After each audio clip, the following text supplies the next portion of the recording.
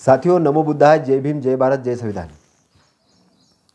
कहीं हम भूल न जाए, कहीं हम भूल न जाए, इसलिए हम आज आपके समक्ष दो शब्द लेकर मैं आया हूँ।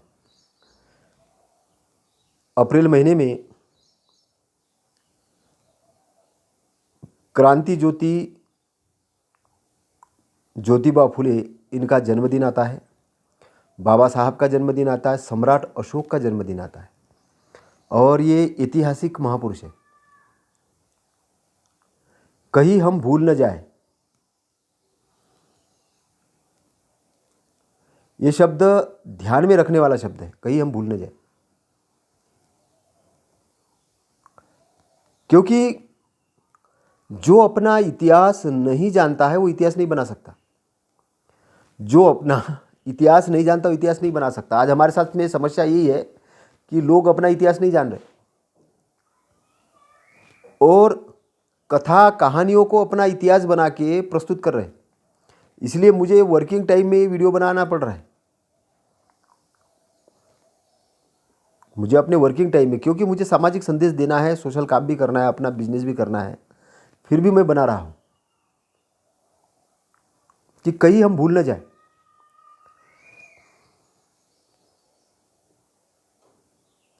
तथागत गौतम बुद्ध, इन्होंने धम्म का शोध किया और धम्म के कारण जो वैचारिक क्रांति हुई, जो सामाजिक क्रांति हुई, उसके कारण इस देश के अंदर में मौर्य साम्राज्य की स्थापना हुई और सम्राट अशोक का जो शासन है वो तथागत के विचारों से प्रेरित शासन था। और आपको जानकर खुशी होगी कि उस समय भारत का जो जीडीपी था दुनिया के जीडीपी से कहीं गुना ज़्यादा था। आज जो भारत का जीडीपी है उस समय का मतलब करीबन 35% के आसपास का जीडीपी था, ऐसा इतिहासकार बताते हैं। 35%। भारत बहुत बड़ा अमीर देश था, सोने की चिड़िया कहला जाता था। और मूलतः जब प्रतिक्रांति हुई तो जो सम्राट अशोक की जयंती, ये राष्ट्रीय पर्व घोषित होना चाहिए था, लेकिन उसकी छुट्टी नहीं है गवर्नमेंट की तरफ से। और जो कथा कहानी वाले जो पुरुष है, जिनका कोई एविडेंस नहीं है, कोई हिस्ट्रिकल पुरुष नहीं है, कोई एविडेंस नहीं है, उसका राष्ट्रीय पुरुषत्व घोषित करके उनकी जयंतियाँ मनाई जा रही।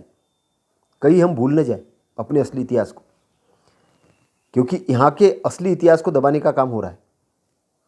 और इसका करने का जो उद्देश्य है, जो अज्ञानी लोग हैं, जो नासमझ लोग हैं, वो ऐसा काम कर रहे हैं। वो क्यों कर रहे हैं?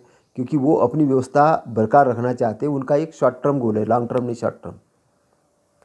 वो तथागत के धम्म को नहीं जानते हैं कि धम्म क्या शोध करके दिया है। और हम लोग भी धम्म के बारे में नहीं जानते। 146 कंट्रीज बुद्धिस्ट है और हम अपनी पहचान SC ST OBC माइनॉरिटी ऐसे करके हम इंडिया के अंदर पहचान बनाए हुए हैं। हमारी अपनी पहचान बुद्धिस्ट के रूप में नहीं है। हमारी अपनी पहचान बुद्धिस्ट के रूप में नहीं है।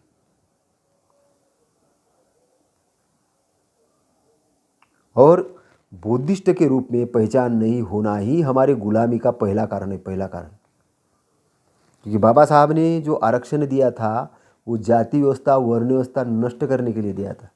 और आइडेंटिफिकेशन इसलिए था, प्रमाण पत्र इसलिए लगाना था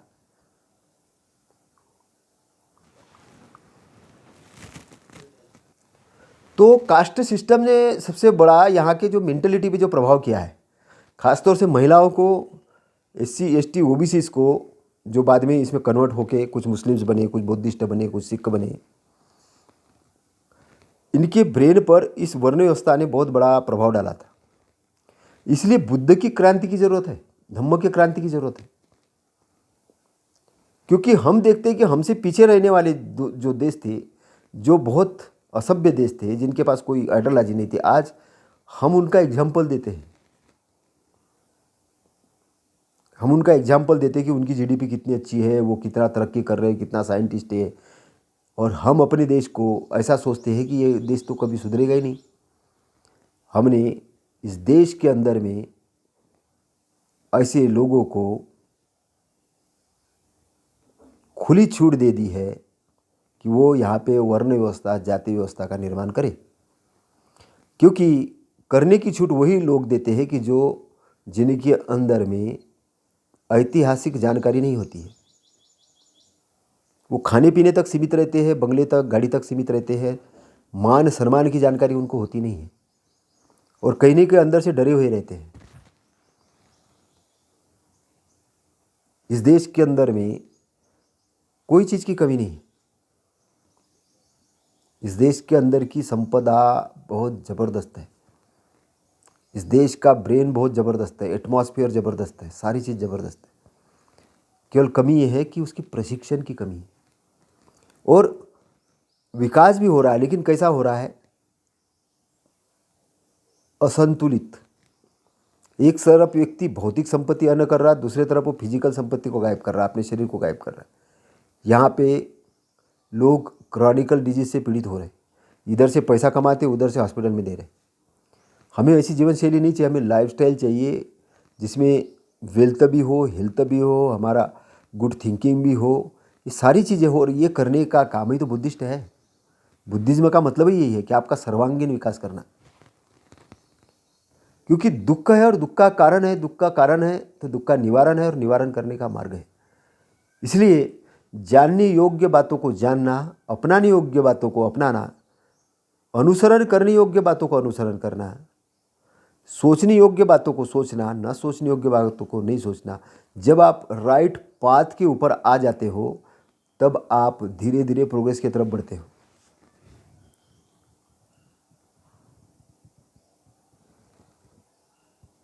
अंधे जैसे प्रोग्रेस करने से कोई मतलब नहीं कि आपको पता ही नहीं कि आपने क्या प्रोग्रेस किया। इसलिए सम्राट अशोक की जो क्रांति है, सर्वांगीण क्रांति है, सर्वांगीण क्रांति। उन्होंने पशुओं के लिए हॉस्पिटल खोले, रोड बनाए, बावड़ियाँ बनाई, पेड़ों को लगाया, सर्वांगीण विकास किया। और इवन अपने देश के अंदर में आस पड़ोस के जो एरियाज थे उसको मिलाने का काम भी उन्होंने मैत्री के माध्यम से किया। कलिंग के युद्ध को अगर छोड़ दिया जाए तो बाकी उन्होंने को युद्ध नहीं करना पड़ा, और उन्होंने शांति के साथ में इस सब चीज़ों को मिलाया। तो सम्राट अशोक इस देश के महान सम्राट हैं, जिन्होंने इस देश के अंदर में ये कहा कि सारी प्रजा मेरी संतान है, मेरी संतान जैसी है सारी प्रजा, और इसकी रक्षण की, इसकी उन्नति की जिम्मेदारी मेरी है। जो एक ऐसे राजा हुए कि जिन्होंने इस देश के अंदर बड़ी महत्वपूर्ण भूमिका निभाई। उन्होंने अपनी पुत्री संघमित्रा और पुत्र महेंद्र, इनको धम्म प्रचार के लिए श्रीलंका भेजा और एक क्रांति की स्थापना की। तो सम्राट अशोक के जो चिन्ह हैं, 4 शेर का जो चिन्ह नोटों के ऊपर है, धम्म चक्र है जो तथागत का दिया हुआ है, ये भारतीय मुद्रा के अंदर में है, भारतीय ध्वज के अंदर में है। तो भारत को बौद्धमय करके बाबा साहब विश्व के अंदर क्रांति करना चाहते थे। 146 देश के साथ हमारी ऑटोमेटिक मैत्री बनती है बुद्धिस्ट के नाम से। लेकिन जो असली बुद्धिस्ट है, जो अपनी पहचान छुपा के कोई एसटी बनाए, कोई एससी बनाए, कोई ओबीसी बनाए है, कोई जाति जाति के संगठन बना के काम कर रहा है और अपने जाति के अहंकार में लपटे हुए है। कोई महार संगठन बना रहा है, महार समाज संगठन, कोई मातम समाज संगठन बना रहा है, कोई सफाई कामगार संगठन बना रहा है, कोई कुछ। लेकिन हम बौद्धिस्ट संगठन नहीं बना पा रहे, हम मानवतावादी संगठन नहीं बना पा रहे, हम बाबा साहब की सोच वाला संगठन नहीं बना पा रहे। बाबा साहब ने अनुसूचित जाति मोर्चा की स्थापना की थी और बाद में उसको ख़त्म भी किया। उन्होंने रिपब्लिकन पार्टी ऑफ इंडिया की स्थापना की थी। रिपब्लिकन पार्टी ऑफ इंडिया की स्थापना करने के पीछे का क्या उद्देश्य था? उद्देश्य यही था कि अब जाति वाले संगठन नहीं चलेंगे। लोकतंत्र के अंदर में वन वोट वन वैल्यू है, जिसका बहुमत है उसकी सरकार बनती है। और हमने जातियों के संगठन बना के अपने आप को कमज़ोर किया है। एक जाति दूसरे जाति के अंदर में गर्व पैदा करना ही ब्राह्मणवाद का काम है। वो ब्राह्मणवाद नहीं कहूँगा मैं, वो मनोवाद है एक्चुअल में। ब्राह्मण तो बुद्धिमान होता है, ब्राह्मण ज्ञानवान होता है। सारिपुत्र महामुद्गलायन जैसे लोग विद्वान, ऐसे लोगों को ब्राह्मण कहा जाता है। लेकिन हमने अज्ञानी लोगों को भी ब्राह्मण कहा, उन्होंने भी अपने आप को ब्राह्मण कहा, और उन ब्राह्मणों ने देश की वाट लगा दी। वो एक्चुअली मनोवादी लोग हैं, जो मनुस्मृति को मानते, वर्ण व्यवस्था को मानते। ब्राह्मण जो होता है वो बुद्धिज्म को मानता है। उसके अंदर में वर्ण व्यवस्था नहीं होती, उसके अंदर जाति व्यवस्था नहीं होती, उसके अंदर द्वेष नहीं होता है। उसके अंदर में हर प्राणी के प्रति मैत्री की भावना होती है। वो अच्छा व्यक्ति होता है। बहुत सारे मेरे ब्राह्मण दोस्त हैं, वो बहुत अच्छे लोग हैं, लेकिन वो जाति के ब्राह्मण नहीं है, वो कर्म के ब्राह्मण है। जो जाति वाला ब्राह्मण होता है वो बदमाश होता है, जो जन्म से ही बोलता है मैं ब्राह्मण हूँ, अपना धागा दिखाता है, जनेऊ दिखाता है। ऐसे लोगों से बच के रहिए, क्योंकि ये लोग भारत को अखंड भारत न बना के इसको मनुस्मृति वाला, वर्ण व्यवस्था वाला, जाति व्यवस्था वाला भारत बनाना चाह रहे हैं। और हम सम्राट अशोक का भारत बनाना चाह रहे हैं। सम्राट अशोक का जो भारत है, वो सम्राट अशोक का जो भारत है, ये वर्ण व्यवस्था, जाति व्यवस्था विहीन भारत है। इसलिए कांशीराम साहब ने कहा था कि मेरा सपना है कि सम्राट अशोक का भारत बनाना। और बाबा साहब ने कहा कि मेरा सपना है कि भारत को बुद्धमय बनाना। बाबा साहब ने बुद्ध के शरण में इसलिए भेजा कि ताकि इस देश की उन्नति हो, यहाँ के लोगों की उन्नति हो और वो प्रोग्रेस करे, एक सिस्टम डेवलप हो। अभी क्या कि सिस्टम नहीं है। हमारा मेन प्रॉब्लम क्या है? सिस्टम का प्रॉब्लम है। हम लोग सिस्टम के जीने वाले लोग नहीं हैं। आज हर कोई पैसा कमाना चाहता है, इजी वे में कमाना चाहता है, सिस्टम को क्रैश करके कमाना चाहता है। न्यायपालिका भी न्याय दे रही, दबाव में दे रही है। सांसद जो काम कर रहे हैं, दबाव में काम कर रहे हैं। सिस्टम काम कर रहा है, दबाव में काम कर रहा है। हमारे यहाँ दबाव में काम कर रहे हैं लोग, उत्साह से काम नहीं कर रहे। एक दूसरा दबाव चल रहा है। मैं बोलता दबने की क्या ज़रूरत है? लोकतंत्र है। लोकतंत्र के अंदर तो उत्साह होना चाहिए, अपलिफ्ट होना चाहिए, एनर्जी अपलिफ्ट होना चाहिए। आपको दबाव के बजाय आपको मैत्रीता से काम करना चाहिए। समाज हित में, देश हित में काम करना चाहिए। और देश हित नंबर 1 है। देश हित होगा, समाज हित हो जाएगा। समाज हित हो जाएगा तो मानव मात्र का कल्याण होगा। हम एक दूसरे को जब सहयोग करेंगे तभी तो आगे बढ़ेंगे। हमारी फीलिंग की भावना ही नहीं है। हमारी फीलिंग की भावना गरीबी की भावना है। हम शब्दों में केवल अमीर बनना चाहते हैं, इसलिए शब्दों से नहीं, हमको मानसिक अमीर बनना पड़ेगा। विजुअलाइजेशन अपना करेक्शन करना पड़ेगा। आज लोग कंफर्ट जोन के अंदर में जी रहे हैं। जब तक कंफर्ट जोन को तोड़ेंगे नहीं, तब तक आगे बढ़ेंगे नहीं। हम नया इन्वेंशन करने के लिए तैयार ही नहीं है। ज्योतिबा फुले इन्वेंशन करने वाले व्यक्ति थे। महिलाओं के लिए पाठशाला खोलना एक उस समय का इन्वेंशन था, धर्म के विरुद्ध में। जो लोग बोलते थे महिला को पढ़ना नहीं है, इन्होंने बोला नहीं, पढ़ाना जरूरी है, स्कूल खोल दी। बोलते थे अछूतों को पानी नहीं पीने को मिलना चाहिए, उन्होंने पानी के कुएं खोल दिए। सम्राट अशोक के साथ भी यही हुआ। जब वो धम्म के लाइन पे आए, उन्होंने कहा कि मैत्री से मैं विश्व जीतूंगा, तो लोगों ने बोला ऐसे कैसे हो सकता है। लेकिन उन्होंने मैत्री के कारण पूरा भारत का बहुत बड़ा भारत बनाया। लेकिन कालांतर में जो व्यक्ति के अंदर के जो दुर्गुण होते हैं, वो दुर्गुण वाले लोग उनके संगठन में शामिल हुए और उन्होंने उनके राज्य को तहस नहस करने का काम किया। उरहदत्त जो अंतिम शासक थे, पुष्पमित्र शुंग नामक उनके सेनापति ने उनके साथ धोखा करके वो शासन हस्तगत किया, लेकिन वो भी ज़्यादा लंबे समय तक नहीं कर पाए। भारत के भूभाग से धम्म को ख़त्म करने का काम जिन जिन महारथियों ने किया, बाद में वो भी गड्ढे में मिल गए। धम्म को नष्ट नहीं किया जा सकता। मैं आपको बताऊं, धम्म को नष्ट नहीं किया जा सकता है। धम्म को केवल अज्ञान के कारण हम एडाप्ट नहीं करके अपना ही सत्यानाश करेंगे, इतना मान के चलिए। धम्म आपको निब्बान के पथ पर ले जाने का काम करता है। धम्म आपको दुख से मुक्ति की तरफ ले जाने का काम करता है, लेकिन आपको वो सिस्टम के अंदर डालने की कोशिश करता है। क्योंकि जब तक आप सिस्टम में जाओगे नहीं, तब तक आप अच्छे पद पे आओगे नहीं, और तब तक आपकी मुक्ति के रास्ते पे जाओगे नहीं। मुक्ति पथ के लिए ही धम्म की जरूरत है। धम्म एक वाहन है, और तुम उस वाहन को नष्ट करने में लगे हो मूर्खता के चक्कर में। बोले धम्मों की हमको जरूरत नहीं, हम तो धर्म चाहिए। क्या धर्म चाहिए? पत्थर को हम पूजेंगे, तो हमें सब कुछ मिल जाएगा, व्रत उपवास करेंगे तो सब कुछ मिलेगा, बलि प्रथा डालेंगे तो सब कुछ। आपने अपने धर्म तैयार कर लिए और आप बंदिश के अंदर में आ गए हो। आपका जन्म किस लिए हुआ है? केवल कुछ करोड़ रुपया कमाने के लिए, केवल बिल्डिंग बनाने के लिए, कारें लेने के लिए। लेकिन ये तो सब नश्वर है, सब नष्ट होने वाले हैं। आप एक चीज़ के लिए भी पैदा हुए, वो है इंटरनल हैप्पीनेस के लिए। लेकिन भूल गए हो इंटरनल हैप्पीनेस की कोई चीज़ होती है। आप कहीं पर भी हो, लेकिन अगर आप इंटरनल हैप्पीनेस नहीं हो, आपके लाइफ में सुख नहीं है, तो आपको जीवन का आनंद नहीं आएगा। आपको उस कमल के जैसे बनने की ज़रूरत है, जो कमल का फूल पानी के अंदर रहते हुए पानी को अपने अंदर नहीं लेता है, कीचड़ के अंदर रहता है, कीचड़ को अपने अंदर नहीं लेता है वो, लेकिन सुगंधित जो हवा है वो फैलाता है, सुगंध फैलाता है।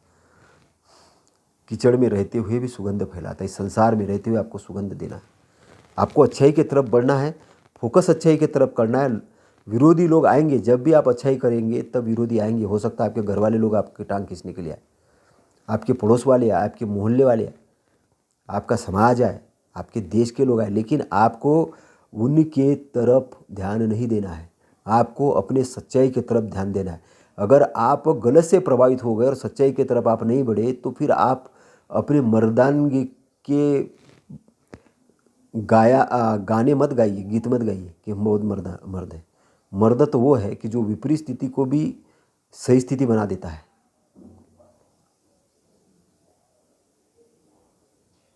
वो भी क्या, जो गिरे थे वो गिरे हैं, हम तो उनकी तलाश में जो गिर गए थे उठे, उठकर फिर चलने को तैयार हुए, फिर गिरे फिर उठकर चलने को तैयार हुए, और तब तक चलते रहे कि जब तक अपने लक्ष्य को उन्होंने हासिल नहीं किया। इसलिए इस देश के अंदर में महापुरुषों का असली इतिहास बताने की जरूरत है। बाबा साहब मल्टी टैलेंटेड व्यक्ति थे, कानूनविद, अर्थशास्त्र, समाजशास्त्र, मनोवैज्ञानिक, मानसिक शास्त्र विशेषज्ञ, रिसर्चर, बहुत बड़े राइटर, स्पीकर, 32 डिग्रियां उनके पास में, 8 भाषा के जानकार, विश्वभूषण। और आज भी उनकी किताबें कोलंबिया, हार्वर्ड, इवन जापान के अंदर में जापानी में ट्रांसफ़र हुई और वहाँ ट्रांसलेट होकर वहाँ पे पढ़ाई जा रही है। और हमारे लोग डॉक्टर बाबा साहब के अम्बेडकर की मूर्तियाँ बना के उसकी पूजा कर रहे हैं, ढोल ढमाके करके नाच रहे और मूर्तियों की पूजा कर रहे हैं। उनके घर में वालूम से है क्या? नहीं है। वालूम से है तो पढ़े क्या? नहीं पढ़े। ज्योतिबा फुले के बारे में कुछ जानकारी है क्या? नहीं है। सम्राट अशोक के बारे में कुछ जानकारी है क्या? नहीं है। अपने इतिहास के बारे में जानकारी है क्या? नहीं है।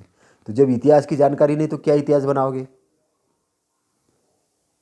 जाति व्यवस्था से पीड़ित हो जाओगे और किसी के गुलामी के अंदर में अपने आप को शरण स्थान घोषित करके उसके शरण में चले जाओगे। गुलाम को गुलामी की जानी करो तब वो बंद करके उठेगा। ऐसा बाबा साहब क्यों कह रहे थे? वो इसलिए कह रहे थे कि ताकि ये जो गुलाम लोग हैं, जो अपने आप को अपाहिज मान बैठे हैं, गुलाम मान बैठे, कुछ नहीं करने वाले लोग मान बैठे, आप इनिशिएटिव तो लीजिए। मैं आपको बताना चाह रहा हूँ कि यहाँ हमारी जनसंख्या ज़्यादा है, हम अपने बिजनेसेस ओपन कर सकते हैं बहुत बड़े बड़े, उसके रास्ते हैं। अपने मार्ट ओपन कर सकते हैं, अपने स्टोर्स संचालन कर सकते हैं, अपने कॉलेज संचालन कर सकते हैं, अपने स्कूल संचालन कर सकते हैं, अपने रियल इस्टेट कंपनियां संचालन कर सकते हैं, अपनी यूनिवर्सिटीज़ ओपन कर सकते हैं। हमारे वोट का पावर इतना ज़्यादा, हम राजनेता बन सकते हैं, प्रधानमंत्री बन सकते हैं, मुख्यमंत्री बन सकते हैं, बड़े बड़े पोस्ट पे जा सकते हैं। लेकिन भ्रमित बहुत ज़्यादा है। इसलिए है क्योंकि हमने कहीं नहीं कहीं वो गुलाम बनाने वाले लोगों की जो धर्म है उसके अंदर अपने आप को सरेंडर कर दिया, उनके वर्ण व्यवस्था के अंदर सरेंडर कर दिया, उनके जाति व्यवस्था के अंदर सरेंडर कर दिया।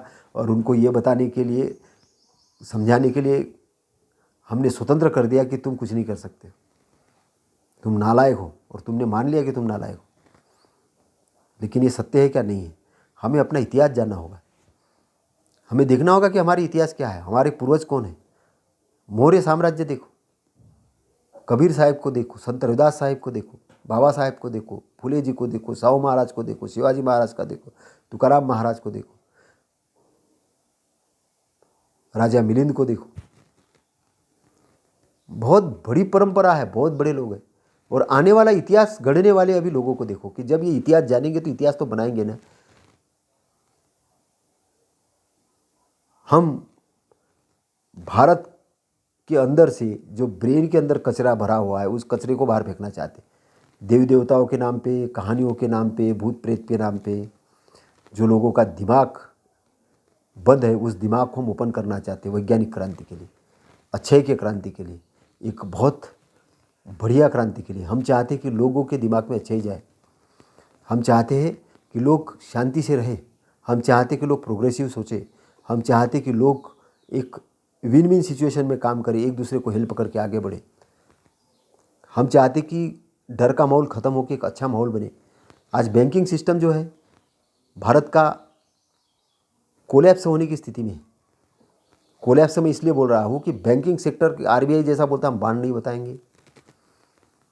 लोन देने की बात आती है तो एनपीए करके फटाफट ऐसा एक्शन करते कि जैसे कोई आतंकवादी है।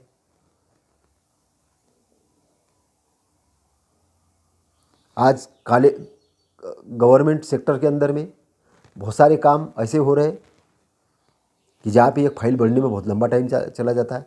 एक प्रोजेक्ट रिपोर्ट बनाना हो, कोई नक्शे पास करना हो तो बहुत बड़ा ये है सिस्टम के अंदर में। और सिस्टम वाले लोग ले दे के काम करते हैं, ऐसे डायरेक्ट तो करते नहीं हैं। हम तो आधे तो स्वतंत्र हो चुके हैं।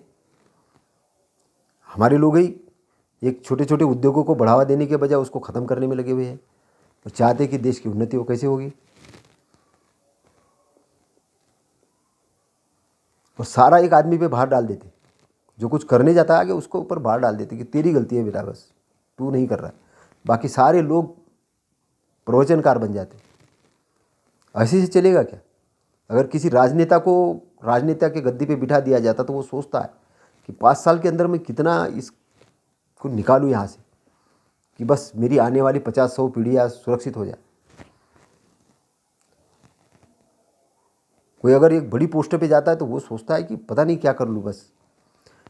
लेकिन मैं आपको बताना चाहता हूँ कि कमाई के केवल करप्शन ही माध्यम नहीं है, अच्छाई भी माध्यम है। आप विन विन सिचुएशन के अंदर लोगों को सपोर्ट करके भी कमा सकते हैं, लोगों को सहयोग करके भी कमा सकते हैं। कोई जोर ज़बरदस्ती की ज़रूरत थोड़ी है। मार्गदर्शन से कमा सकते हो, मार्गदर्शन से फीस ले सकते हो, उसकी भी हानि नहीं हो, आपकी भी हानि नहीं हो। लेकिन सामने वाले को डिस्ट्रॉय करके, उसके संगठनों को डिस्ट्रॉय करके, उसके आजीविका को डिस्ट्रॉय करके देश की उन्नति करना चाहते हैं, कहाँ तक चलेगा? पक्ष और विपक्ष इसलिए तो होते हैं कि एक दूसरे की गलती पकड़े और वो आपस में उस गलती पर बात करे और उसको ख़त्म करके आगे बढ़े, न कि एक दूसरे को ही ख़त्म करने में लग जाए। ऐसा तो नहीं है।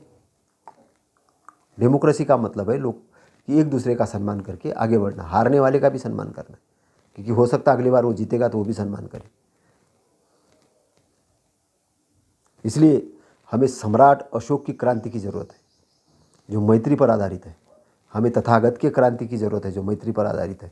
हमें बाबा साहब के क्रांति की ज़रूरत है, विद्वत्ता के ज्ञान के आधार पर है। हमें ज्योतिबा फुले की क्रांति की ज़रूरत है जो शिक्षा पर आधारित है। हमें शिवाजी महाराज के क्रांति की ज़रूरत है जो साहस पर आधारित है, शौर्य पर आधारित है।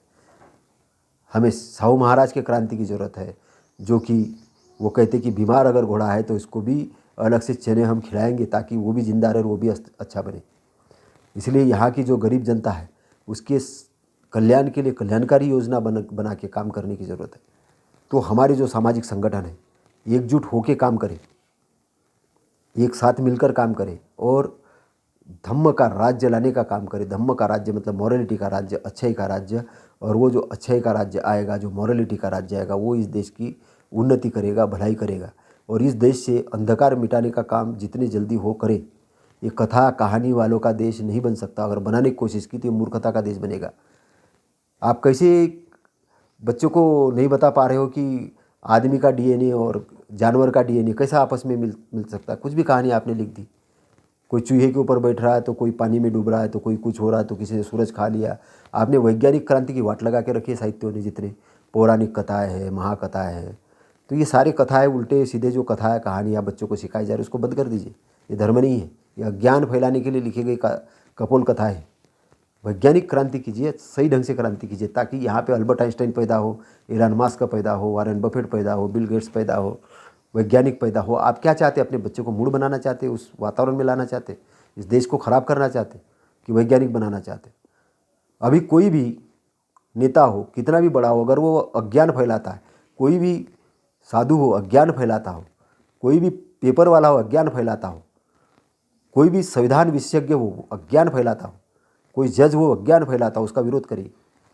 क्योंकि पब्लिक अगर आवाज़ नहीं देगी कि इस देश का सत्यानाश हो जाएगा। मैं आपको बता रहा हूँ, मत डरिए, कोई कुछ नहीं करने वाला, आपको डरने की ज़रूरत नहीं है। ये कॉन्स्टिट्यूशन जो बना है ना, वो अच्छाई के लिए बना है। क्योंकि अगर कोई आदमी मूर्खता से कोई गलत काम करने जा रहा है, उसकी जान जा रही है, तो उसको डांट कर उसकी जान बचाना एक अच्छाई का काम है। किसी की अगर बातचीत से अगर देश के अंदर में दंगे फैल रहे तो वो बातचीत को रोकना हमारा काम है। किसी के धर्म विरुद्ध इससे कोई लोग अगर प्रताड़ित हो तो उसको रोकना हमारा काम है। और यहाँ की क्रांति शांति से ही होगी। हम शस्त्र वाली क्रांति का टोटल विरोध करते हैं। नक्सलवादी लोग जो शस्त्र लेके घूम रहे हैं या फोर्स उनके ऊपर मारने का काम कर रही है, हम दोनों चीज़ का विरोध करते हैं। हम चाहते कि लोग शस्त्र नहीं उठाएं, लोग शस्त्र से दूसरे को ये नहीं करें। क्योंकि हम आपस में एक दूसरे को मारने वाले काम करेंगे तो कैसे काम होगा, शांति कैसे स्थापित होगी। मणिपुर जैसे घटना ही इस देश के अंदर नहीं होना चाहिए, उसका दोहराव नहीं होना चाहिए, बिल्कुल नहीं होना चाहिए। और ये बुद्धिजीवी की भूमिका है।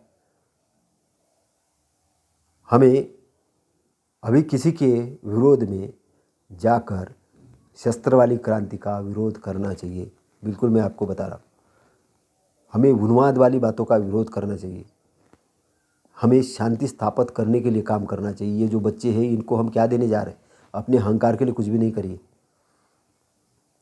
अपने डर के कारण कुछ भी पत्थरों को भगवान मत बनाइए। आपका भगवान आपके अंदर में, उसको जगाइए। अगर आप इतना भी नहीं कर सकते, अपने अंदर के भगवान को, अपने अंदर के अच्छाई को नहीं जगा सकते, तो क्या इंसान हो आप? आपका इंसान कहलाने का क्या अधिकार? आपके और जानवर में क्या अंतर है कि आप अपने अंदर के इंटरनल डेवलपमेंट नहीं कर रहे हो?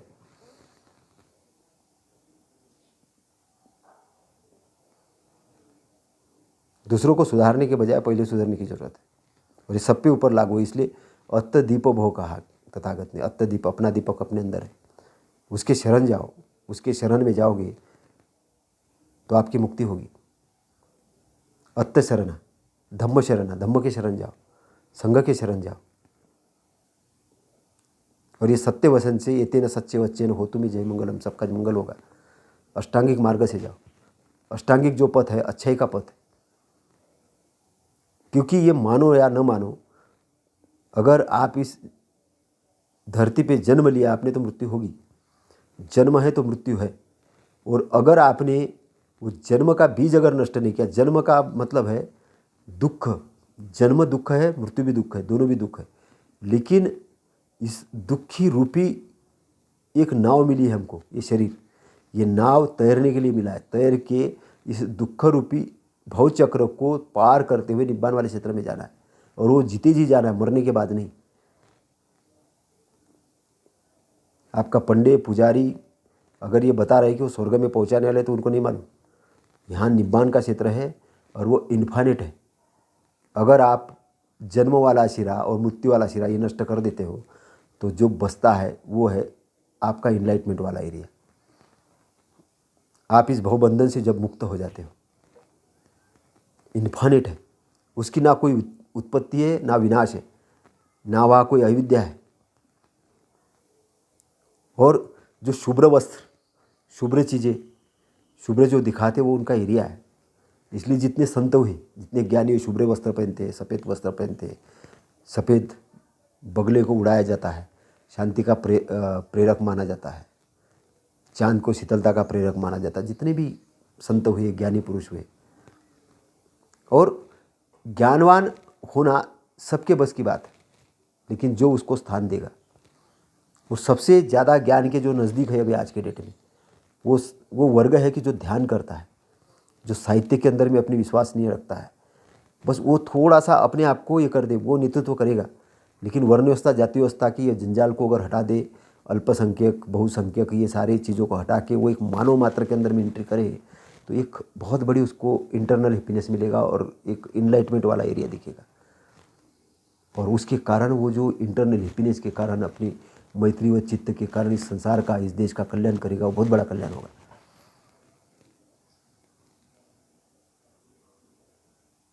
हम राम को लाए हैं, राम को लाए हैं, राम हमको लाएंगे, मंदिर वही बनाएंगे, इसके बजाय राम हमारे अंदर है, पीवत राम रस लागी खुमारी। राम को ढूंढने के लिए नहीं जाना है, राम कोई मंदिर में नहीं है, राम अपने अंदर है, कबीर साहब कहते। इसलिए धम्म का राज्य ही राम का राज्य है, धम्म राज्य ही राम राज्य है और नैतिकता का राज्य है। वहाँ जहाँ पे जाति व्यवस्था नहीं है, वर्ण व्यवस्था नहीं है, छुआछूत नहीं है, नीच नहीं है, ये राम का राज्य है। राम न जन्मा है, न मरता है, वो एक चेतना है, अच्छे की चेतना है जो सबके अंदर में, घट घट में राम। जन्मता केवल शरीर है, और किसी व्यक्ति के, किसी बात का, किसी का इसका नाम अगर राम रख लिया तो वो एक व्यक्ति है, वो व्यक्ति जन्मता भी है, उसको सुख भी होते हैं, दुख भी होते हैं। वो आदर्श नहीं हो सकता, एक राजा हो सकता है। आदर्श आपका राम होना चाहिए, आदर्श आपका धम्म होना चाहिए, आदर्श आपका वो इनलाइटमेंट वाला एरिया होना चाहिए जहाँ पे आपको मुक्त होना है। डिफरेंस समझना, नहीं तो गलती में फंस जाओगे और अपना इस बहुमूल्य जीवन को ख़त्म कर दोगे चंद रुपयों के लिए, चंद पोस्टों के लिए, चंद चीज़ों के लिए। इसलिए मेरी बात को बड़े गंभीरता से सोचना, ध्यान दे के सोचना। आपको मेरी बात अगर समझ में नहीं आई हो तो इस चैनल के नीचे लिखना, मैं आपको उसका आंसर करूँगा। लेकिन मैं आपको ये चाहता हूँ कि आपका दुख से पूर्णतः मुक्ति हो, आप अच्छाई के रास्ते पे जाए, आपके अंदर शीतलता लाभे, आप परिवार सहित अपने आप को सुखपूर्वक जिए, अच्छे से रात में सोए और पूर्णतः दुख से मुक्त हो। जो चीज़ नष्ट होने वाली होगी, हमारा शरीर नश्वर है, मतलब है वो मृत्यु के रूप में जाएगा। सब लोग मरने वाले हैं, जो जितने पैदा हुए हैं। लेकिन क्या नहीं मरने वाला, क्या परमानेंट है? वो हमारा इनलाइटमेंट। हम अगर मृत्यु को जीत लेते, मृत्युंजय हो जाते, तो फिर हमारी मृत्यु खत्म हो जाएगी, दुख यहाँ पे ख़त्म हो जाएगा, स्टॉप हो जाएगा दुख धाड़ के साथ। और मैं यही चाहता हूँ, मेरा ऑब्जेक्ट है यही इतनी सारी बात करने का, कि आपके दुख को मुझे यहीं पे स्टॉप करना है। और स्टॉप करने के लिए आपको एक्शन में आना पड़ेगा, कर्म में आना पड़ेगा, और वो कर्म है अष्टांगिक मार्ग। आपको मार्ग को चुनाव करना पड़ेगा, गलत चीज़ों को आपको अवॉइड करना पड़ेगा, फोकस आपकी चेतना बहुत अच्छी पॉजिटिव देनी पड़ेगी, आपका विज़न क्लियर करना पड़ेगा, और हर बात को काज और इफेक्ट का लॉ की बात मानना पड़ेगा। आपको संकल्प अच्छे लेने होंगे, आपको ये देखना पड़ेगा कि मैं अहिंसा का संकल्प लूँगा, मैत्री का संकल्प लूँगा, माता पिता को अच्छा पालन पोषण करने का संकल्प लूँगा, देश संरक्षण का संकल्प लूँगा, शांति प्रस्थापित करने का संकल्प लूँगा, इस धरती को अच्छा बनाने का संकल्प लूँगा, अच्छा वैज्ञानिक क्रांति करने का संकल्प लूँगा, अच्छी औद्योगिक क्रांति करने का संकल्प लूँगा, इस देश के लिए उन्नति का कार्य करने का संकल्प लूँगा। एक अच्छे संकल्प लेने, बड़े संकल्प लेने, जो प्राणी मात्र के काम में आ जाए, जो विश्व के लिए काम में, जब बड़े संकल्प लेने, बहुत बड़े। आप अपनी स्ट्रेंथ को बढ़ाइए, अगर नहीं बढ़ाया आपने तो वो स्ट्रेंथ ख़त्म हो जाएगी आपकी। आपके अंदर का हीरा, आपके अंदर का मोती, आपके अंदर का उजाला वो ऐसे ही चला जाएगा, आपने उसका उपयोग ही नहीं किया। और क्या कंफर्ट जोन में जो रहे हो आप पेंशन के नाम पे, क्या कंफर्ट जोन में जी रहे हो आप? ये आधुनिक रूप से कि आप रिटायर हो गए, आपका तो फाइनेंशियल फ्रीडम मिल गया। क्या होता फाइनेंशियल फ्रीडम? हमें फाइनेंशियल फ्रीडम के साथ में मेंटल फ्रीडम भी चाहिए, हमें इनलाइटमेंट भी चाहिए। ये भारत की देन है, ये धम्म की देन है, और उसके अनुसार हमारा व्यवहार चाहिए। हमारे पूरे सबकॉन्शियस माइंड, सारी चीज़, हमारी वाचा, शारीरिक वाचा, बॉडी लैंग्वेज, हमारी मुंह से बोलने वाले शब्द, हमारी थिंकिंग, ये सारे डिसिप्लिन में आने चाहिए। और आजीविका, बहुत अच्छी आजीविका कमाने की ज़रूरत है, जिससे लोगों का भी भला हो, हमारा ही भला हो। कोई भी गलत तरीके की आजीविका नहीं। कोई जानवर काटने की आजीविका करते बोले इतना मांस हम निर्यात कर रहे, ये सब नहीं, इसमें नहीं जाना। हमें अहिंसा वाली आजीविका कमानी, जिसमें हम लोगों को तंदुरुस्त करें, अपने को तंदुरुस्त करें, हम अच्छी उपजाऊ वाली आजीविका करें, अच्छी चीज़ों की आजीविका करें, जो मॉरल हो, अच्छी हो, जो देश हित के लिए हो। और हमें अपने आप के अंदर में अपने ब्रेन को प्रशिक्षित करते रहे। अपने ब्रेन में जो अच्छी चीज़ें हैं, बुरी चीज़ें आ गई उसको बाहर करें, अच्छी चीज़ों को इंटर करें, फिर अच्छी चीज़ों को बढ़ाए और फिर उसको एडाप्ट करें। अच्छी चीज़ों को बढ़ाते रहे। ऐसे अपने ब्रेन की एक्सरसाइज करते रहे। फिर बॉडी के बारे में, बॉडी को तंदुरुस्त रखने के लिए काम करें, योगा करें, ध्यान करें, अच्छे न्यूट्रिशंस दे उसको, आनापानसति करें।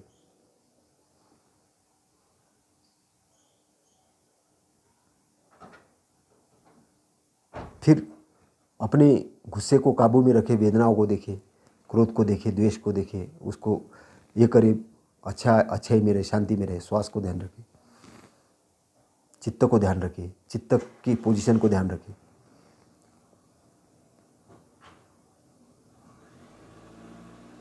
और धम्म के बारे में जागृत हो, धम्म के बारे में जानकार हो, धम्म के बारे में सोचें। और फिर हमें अपने अंदर के सारे संशयों को दूर करने के लिए समाधिस्थ के मार्ग, अच्छाई के मार्ग पर जाए, शिखर की तरफ देखें, हमारे हाईएस्ट हैप्पीनेस की तरफ देखें और उधर देख के वो हासिल करने के लिए काम करें। जब हम बड़ा लक्ष्य लेके, बड़ा विज़न लेके काम करेंगे, सारी दुनिया के लिए मैत्री भाव रखें और बहुत बड़ा संगठन बनाए, बहुत लोगों को प्रशिक्षित करें, उसके लिए संस्थान क्रिएट करें, कॉलेजेस क्रिएट करें, ध्यान सेंटर क्रिएट करें, पुस्तकालय क्रिएट करें, अच्छे गार्डन बनाए, अच्छे चीज़ें बनाएं और अपने आप का दायरा बढ़ाएं। और जब आप इस 8 स्टेप के अंदर में अपने आप को ढालते हो, तब आप अष्टांगिक मार्ग के अंदर में जाते हो, अपनी प्रोग्रेस करते हो, अपने को महान बनाते हुए लोगों को भी महान बनाने का काम करते हो। और यही धम्म की क्रांति है।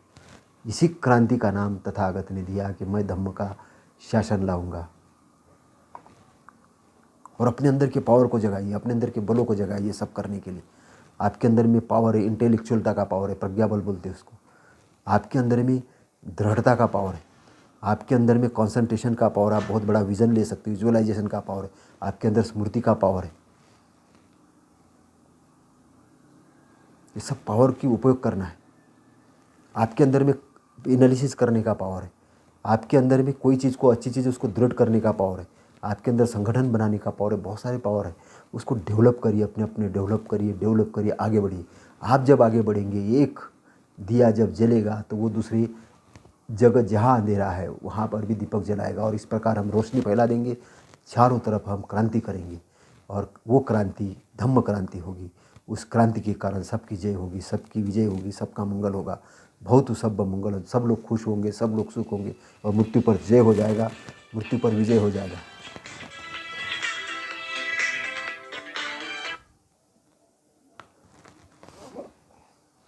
मृत्युंजय हो जाएगा।